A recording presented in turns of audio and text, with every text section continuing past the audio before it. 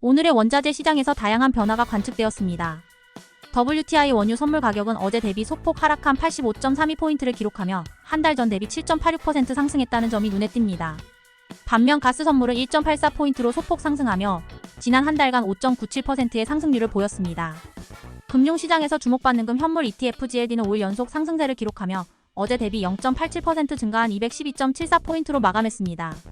구리와 은 현물 ETF 역시 각각 3.11%와 3.6% 상승하며 강세를 보였습니다. 이어서 오늘의 경제 뉴스입니다. 미국 상업용 부동산 공실률 사상 최고치를 경신했습니다. 이는 2022년 이후 최고 기록입니다. 연방준비제도도 상업용 부동산 시장에 대해 낙관적 견해를 밝혔습니다. 마이클 바 연방준비제도 부의장은 상업용 부동산 침체로 인한 은행의 미실현 손실을 주시하고 있지만 아직은 은행 시스템이 건전하고 탄력적이며 실리콘밸리 은행 사태와 같은 조짐은 보이지 않는다고 강조했습니다. 제롬 파월 연방준비제도 의장은 인플레이션이 잡혔다는 확신이 들 때까지 기준금리를 내리지 않겠다는 견해를 재차 피력했습니다.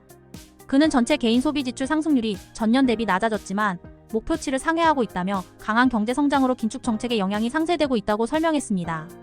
현재 인플레이션 상황을 고려하면 금리 인하를 당장 결정하지 않고 시간을 갖고 고민할 필요가 있다는 뜻입니다. 대만 TSMC가 지진으로 인해 조업 중단된 시설의 조업 재개를 기대하고 있습니다. 이 시설은 첨단 반도체 생산 거점으로 주요 장비에는 피해가 없지만 일부 장비가 손상되어 약 800억 원의 타격이 예상됩니다. TSMC는 대만 전역 공장 건설 공사를 중단하고 점검 후 재개할 방침입니다.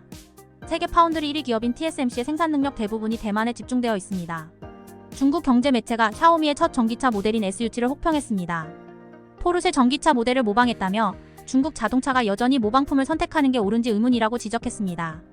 샤오미는 이번에 자체 제작한 첫 전기 세단 SU7을 고객에게 인도하기 시작했습니다. 3일 런던 IC 선물거래소에서 6월 인도분 브렌트유 선물은 전날보다 43센트 오른 배럴당 89달러 35센트의 거래를 마쳤습니다. 브렌트유는 장중 배럴당 89달러 99센트까지 오르며 90달러 선 돌파를 눈앞에 뒀습니다. 이스라엘의 시리아 주재 이란 영사관 미사일 공격으로 중동 지역 확전 위기감이 고조되면서 시장의 공급 우려를 키웠습니다. 퍼시픽 인베스트먼트 매니지먼트는 미국 연준이 다른 나라 중앙은행보다 금리를 덜 낮출 것이라는 채권시장 베팅이 무르익었다고 말했습니다. 미국 외 다른 나라에서는 변동금리 주택 대출이 일반적이어서 금리 인하가 더 시급할 수 있다는 설명입니다. 테슬라가 중국에서 점점 입지를 잃어가고 있다고 블룸버그 통신이 3일 보도했습니다. 중국 승용차 시장정보연석회가 발표한 자료에 따르면 테슬라의 중국 시장 점유율이 지난해 1분기 10.5%에서 4분기 6.7%로 축소됐습니다. 올해 2월까지 두 달간 공개된 수치를 바탕으로 한 중국 시장 점유율은 약 6.6%로 지난해 같은 기간보다 큰 폭으로 떨어졌습니다. 3일금 선물 가격이 사상 처음으로 온수당 2,300달러를 돌파했습니다. 인플레이션 재개 우려가 커진 가운데 파월 연준 의장의 발언이 국채 수익률 하락을 초래하면서 금 가격 상승을 부추겼습니다. 일본 노동자들의 임금이 5.24% 올랐다는 소식이 있습니다. 일본 최대 노조단체인 랭고가 이 같은 임금 인상에 대해 보도했습니다. 기시다 후미오 총리는 지속적인 디플레이션 탈피를 위해 실질 임금 상승을 강조해왔습니다. 일본은행 총재인 우에다 가즈오도 통화 부양책 축소를 위해 인플레이션과 임금 인상의 중요성을 설파해왔습니다.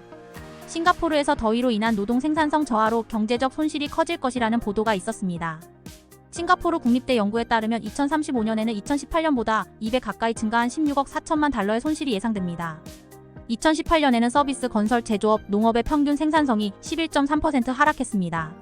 금융시장에서는 미국 달러의 강세가 몇 달간 지속될 것으로 예상하고 있습니다. 6월 말까지 유로화는 1.09달러까지 상승할 것으로 보입니다. 엔화는 9월 말에 달러당 143엔, 내년에는 139엔까지 강세를 보일 전망입니다.